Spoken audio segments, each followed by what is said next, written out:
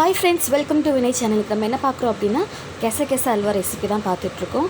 So அதுக்கு பார்த்தீங்கன்னா வந்து நான் கசகச முன்னாடியே வந்து ஊற வச்சு நல்லா அரைச்சி வச்சுருக்கேன். ஸோ நான் கம்மி அளவுக்கு வந்து கசகச எடுத்ததுனால நான் அதிக நேரத்துக்கு வந்து ஊற வைக்கல. சும்மா ஒரு ½ hour to 1 hour நீங்கள் ஊற வச்சாலே போதும். நல்லா சாஃப்டாக அள்ளி நீங்கள் வந்து அரைச்சி வச்சுக்கலாம். ஸோ நான் ஆல்ரெடி அரைச்சி வச்சுருக்கேன். ஸோ அதுக்கு முன்னாடி பார்த்திங்கன்னா கடாய் எடுத்து நல்லா ஹீட் பண்ணிட்டுக்கப்புறமா கொஞ்சமாக அதில் நெய் விடுங்க. உங்களுக்கு தேவையான அளவுக்கு நெய் விட்டுக்கலாம். விட்டதுக்கப்புறமா அந்த மறைச்சி வச்சுருக்க உள்ளதை வந்து ஆட் பண்ணிக்கலாம். ஆட் பண்ணிட்டு நல்லா வந்து கிளறி விட்டுக்கோங்க. ஸோ கொஞ்சமாக நான் பால் ஆட் பண்ணிக்கிறேங்க. அதே மிக்ஸி ஜார்லேயே கொஞ்சமாக பால் எடுத்து நான் ஆட் பண்ணியிருக்கேன். ஸோ பால் வந்து ஆப்ஷனல் தான். நீங்கள் வந்து தண்ணி கூட இதில் நீங்கள் ஆட் பண்ணிக்கலாம். ஸோ பால் ஆட் பண்ணிட்டு நல்லா வந்து கிளறி விட்டுட்டே இருங்க. ஸோ சிம்மிலே வச்சுக்கோங்க. ஏன்னா உங்களுக்கு வந்து அது கொதிக்கும் போது உங்களுக்கு மேலே வந்து தெரிச்சு விழும்.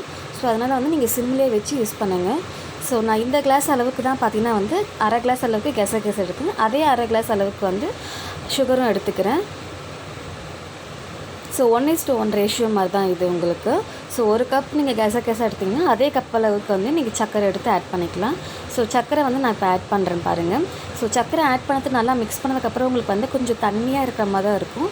ஸோ அதை நம்ம கலர பார்த்திங்கன்னா வந்து அல்வா பதத்துக்கு வந்துடும். ஸோ இந்த கசகச பார்த்திங்கன்னா ரொம்ப ஹெல்த்தியானது தான் இது. ஸோ நீங்கள் வந்து பசங்களுக்கு வந்து டெய்லி 1 ஸ்பூன் வரைக்கும் கொடுக்கலாம். நீங்கள் வெளியில் வச்சுட்டு ஒரு 3 to 5 days வரைக்கும் இது நல்லாவே இருக்கும். ஃப்ரிட்ஜில் வச்சுட்டு 1 week மேலவே இது வந்து நல்லாயிருக்கும்.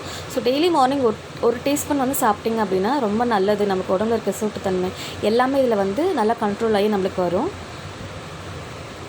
ஸோ நான் தேவையான அளவுக்கு இப்போ நெய் ஆட் பண்ணியிருக்கேன். ஸோ நெய்யே ஆட் பண்ணாமல் கூட நம்ம செய்யலாம். ஸோ நெய் ஆட் பண்ணால் கொஞ்சம் நல்லாயிருக்குன்றதுனால நெய் ஆட் பண்ணியிருக்கேன் நான். ஸோ சிம்மிலே வச்சுட்டு நல்லா வந்து கிளறி விடுங்க. அடிக்கடிக்கு மூடி போட்டு எடுத்து விடுங்க. ஸோ பார்த்திங்கன்னா வந்து அல்வா வந்து இப்போ நல்லா தயாராகிடுச்சு.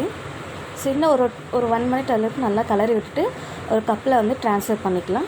ஸோ இது மறக்காமல் நீங்கள் ட்ரை பண்ணி பாருங்கள். இந்த வீடியோ பிடிச்சிருந்தால் லைக் பண்ணுங்கள், கமெண்ட் பண்ணுங்கள், ஷேர் பண்ணுங்கள். மறக்காமல் சப்ஸ்கிரைப் பண்ணிட்டு பெல் ஐக்கன் கிளிக் பண்ணுங்கள். ஸோ வாங்க இதை நம்ம சாப்பிட்டு பார்க்கலாம். வினைய வச்சு ஒரு கப்பில் எடுத்துக்கிறேன் நான். பாருங்கள் எப்படி சூப்பராக இருக்குது பாருங்கள் அல்வா. ஸோ மறக்காமல் நீங்கள் ட்ரை பண்ணி பார்த்துட்டு நீங்கள் கமெண்ட் பண்ணுங்கள்.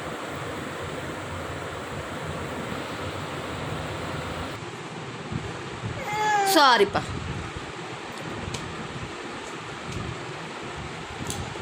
ఎట్లా ఉంది நல்லா இருக்கா? ఓ సూపరా. బాయ్ చెప్పి. బాయ్.